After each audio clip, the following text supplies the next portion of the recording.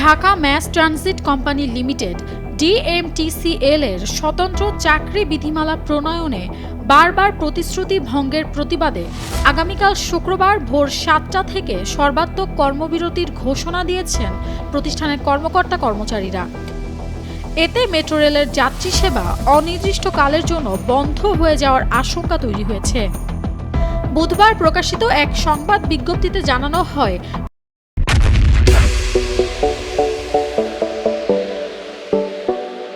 প্রতিষ্ঠার এক যুগ পরও DMTCL এর 900 এর বেশি কর্মচারী ছুটি, CPF, গ্র্যাচুইটি, শিফট ভাতা, গ্রুপ ইন্স্যুরেন্স ও পদোন্নতি সহ বিভিন্ন মৌলিক সুবিধা থেকে বঞ্চিত হচ্ছে। কর্মচারীরা অভিযোগ করেন, উপদেষ্টার নির্দেশনা ও পরবর্তী আশ্বাস থাকা সত্ত্বেও সার্ভিস রুল প্রণয়ন বাস্তবায়িত হয়নি। পরিচালনা পর্ষদ অধিকাংশ ধারার প্রতি সম্মতি দিলেও বিশেষ বিধান অধ্যায়টি সরকারি নিয়ম ও আদালতের রায়ের সাথে সাংঘর্ষিক হওয়ায় তা পাশ করা হচ্ছে না।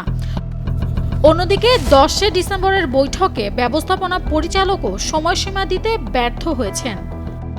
কর্মচারীরা জানান, 11 ডিসেম্বরের মধ্যে সার্ভিস রুল প্রকাশ না হলে 12 ডিসেম্বর থেকে কর্মবিরতি ও শান্তিপূর্ণ অবস্থান কর্মসূচি চলবে। Nafisa Tasnim Ridhika, Daily Sun.